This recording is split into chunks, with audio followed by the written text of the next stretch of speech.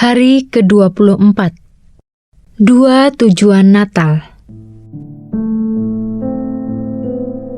Anak-anakku, janganlah membiarkan seorang pun menyesatkan kamu. Barang siapa yang berbuat kebenaran adalah benar, sama seperti Kristus adalah benar. Barang siapa yang tetap berbuat dosa berasal dari iblis, sebab iblis berbuat dosa dari mulanya. Untuk inilah anak Allah menyatakan dirinya, yaitu supaya ia membinasakan perbuatan-perbuatan iblis itu. 1 Yohanes 3 ayat 7-8.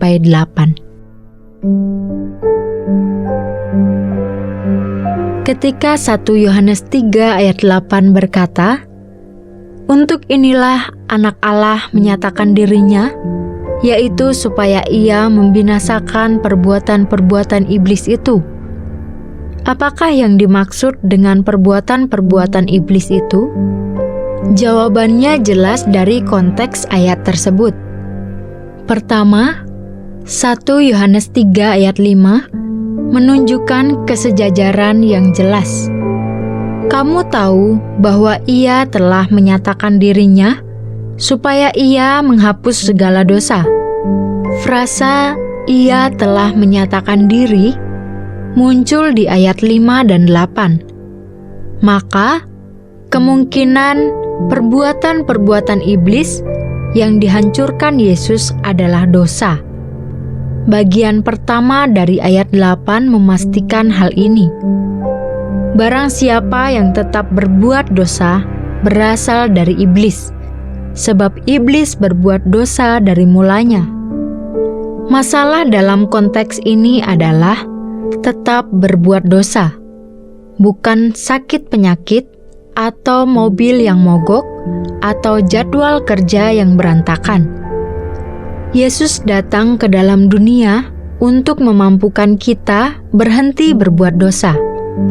Kita dapat memahami hal ini dengan lebih jelas jika kita menempatkan kebenaran ini bersama kebenaran dari 1 Yohanes 2 ayat 1. Anak-anakku, hal-hal ini kutuliskan kepada kamu, supaya kamu jangan berbuat dosa. Inilah salah satu tujuan utama Natal, salah satu dari tujuan utama inkarnasi. 1 Yohanes 3 ayat 8. Namun, ada satu tujuan lain yang ditambahkan Yohanes di dalam 1 Yohanes 2 ayat 1-2. Namun, jika seorang berbuat dosa, kita mempunyai seorang pengantara pada Bapa, yaitu Yesus Kristus yang adil. Dan ia adalah pendamaian untuk segala dosa kita, dan bukan untuk dosa kita saja, tetapi juga untuk dosa seluruh dunia. Sekarang, perhatikan apa artinya hal itu. Yesus hadir di dunia demi 2 alasan. Ia datang supaya kita berhenti berbuat dosa. Artinya, ia datang untuk menghancurkan perbuatan-perbuatan iblis. 1 Yohanes 3 ayat 8. Dan ia datang supaya ada pengampunan bila kita berdosa. Ia datang sebagai korban pengganti bagi murka Allah atas dosa-dosa kita. Hasil yang diharapkan dari tujuan kedua itu bukanlah untuk menggagalkan tujuan yang pertama.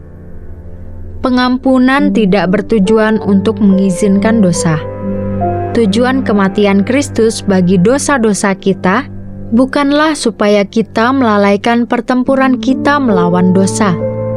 Hasil dari kedua tujuan Natal adalah kemerdekaan dan kuasa yang memampukan kita untuk memerangi dosa. Kita bukan kaum legalis yang berjuang untuk memperoleh keselamatan, ataupun orang-orang yang senantiasa takut kehilangan keselamatan.